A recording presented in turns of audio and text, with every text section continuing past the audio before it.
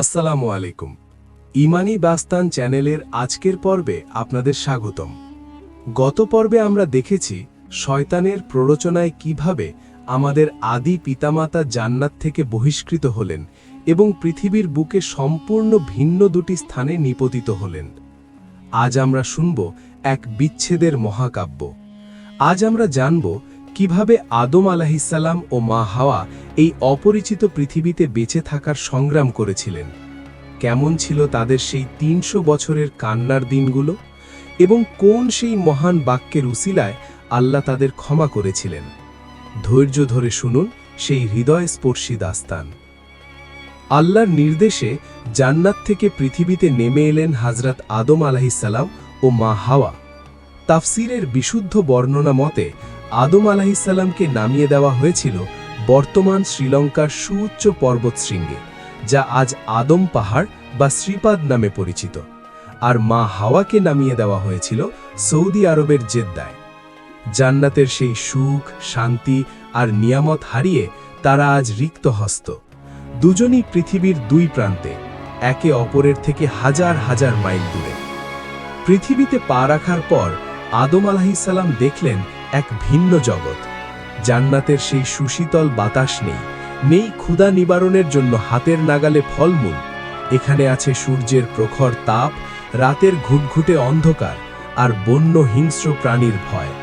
কিন্তু এসব কষ্টের চেয়েও তাদের বেশি পোড়াচ্ছিল দুটি যন্ত্রণা।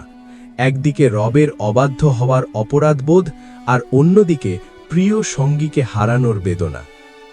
আদম আলাইহিসসালাম আকাশের দিকে তাকাতে পারতেন না লজ্জায়। তিনি মাথা নিচু করে দিন রাত কেবল কাঁদতেন। চোখের পানিতে ভিজে যেত মাটি।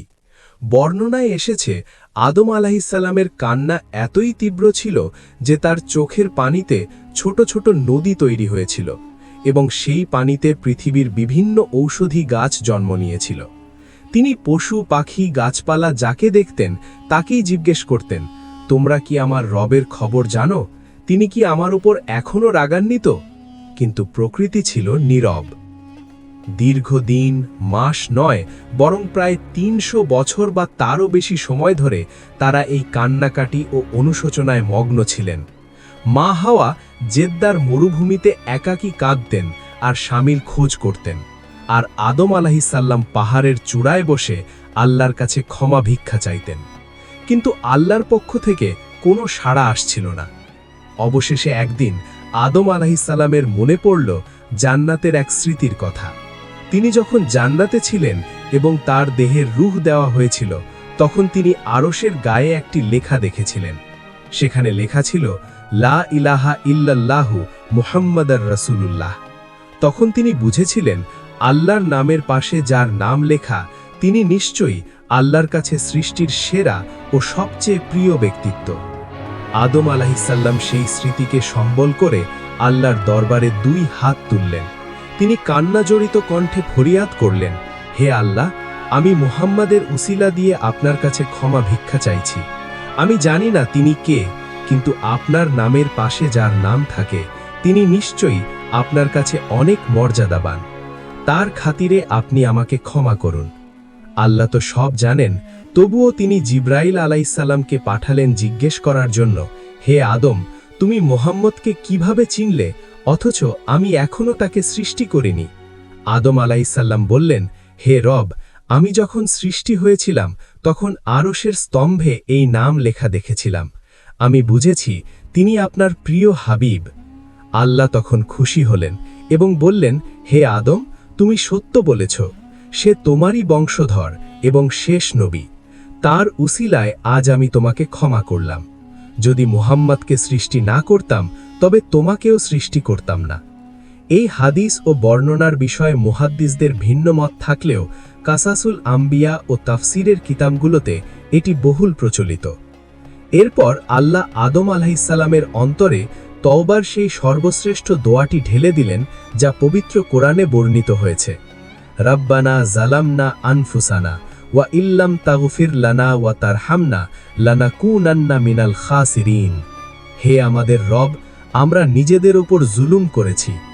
আপনি যদি আমাদের ক্ষমা না করেন এবং দয়া না করেন, তবে আমরা অবশ্যই ক্ষতিগ্রস্তদের অন্তর্ভুক্ত হব।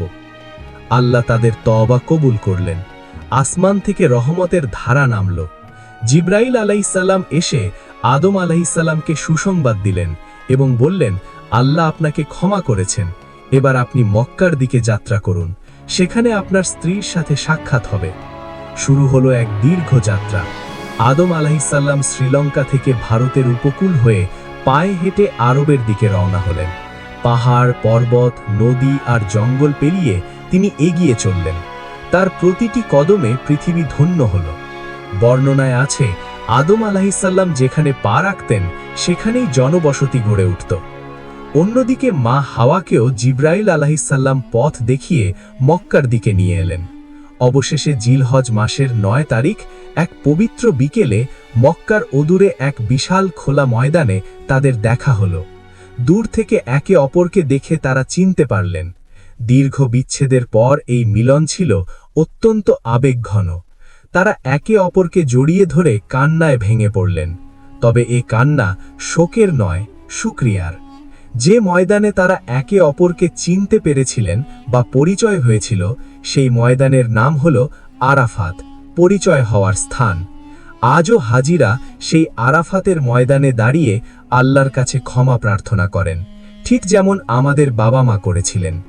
মিলনের পর তারা মক্কায় এসে আল্লাহর শুকরিয়া আদায় করলেন। কিন্তু জীবন সংগ্রাম তখনও শেষ হয়নি। জান্নাতের আরাম আয়েশ নেই, এখানে বেঁচে থাকতে হলে কাজ করতে হবে। আল্লাহ জিব্রাইল আলাইহিসসালামকে পাঠালেন শিক্ষক হিসেবে। জিব্রাইল আলাইহিসসালাম আদম আলাইহিসসালামকে শেখালেন কিভাবে জমি চাষ করতে হয়, কিভাবে গম বুনতে হয়, কিভাবে সেই গম পিষে আটা বানাতে হয় এবং রুটি তৈরি করতে হয়। তিনি শেখালেন কিভাবে লোহা গলিয়ে যন্ত্রপাতি বানাতে হয় এবং আগুন জ্বালাতে হয়। মা হাওয়াকে শেখানো হলো সুতো কেটে কাপড় বোনা এবং সংসার গুছিয়ে রাখার নিয়ম। পৃথিবীর বুকে শুরু হলো মানব সভ্যতার প্রথম ঘর সংসার। কাবা শরীফের স্থানে ফেরেশতারা বা আদম আলাইহিসসালাম নিজেই প্রথম আল্লাহর ঘর নির্মাণ করলেন এবং তার চারপাশে তাওয়াফ করলেন। দিন যায়, মাস যায়, মা হাওয়া সন্তান সম্ভবা হলেন। পৃথিবীর বুকে প্রথম মানব শিশুর আগমনের অপেক্ষা। কিন্তু শয়তান কি হাল ছেড়ে দিয়েছে? না, সে আবারও ওত পেতে আছে নতুন কোনো ফন্দি নিয়ে। পরবর্তী পর্বে আমরা জানব এক ভয়াবহ ট্র্যাজেডির কথা, পৃথিবীর প্রথম জোড়া সন্তান হাবিল ও কাবিলের ঘটনা। কিভাবে আপন ভাই ভাইয়ের রক্তে হাত রাঙালো, কেন পৃথিবীর বুকে ঘটল প্রথম হত্যাকাণ্ড। সেই লোমহর্ষিত ইতিহাস শুনতে চোখ রাখুন আমাদের আগামী পর্বে। আজকের এই পর্ব থেকে আমরা শিখলাম, পাপ করার পর হতাশ হতে নেই। আদম আলাইহিসসালাম ৩০০ বছর কেঁদেছেন কিন্তু নিরাশ হননি। আল্লাহর রহমত সব সময় তওবাকারীর অপেক্ষায় থাকে। ভিডিওটি ভালো লাগলে শেয়ার করুন এবং কমেন্টে লিখুন রাব্বানা জালামনা। আল্লাহ আমাদের সবাইকে তওবা করার তৌফিক দিন। আসসালামু আলাইকুম।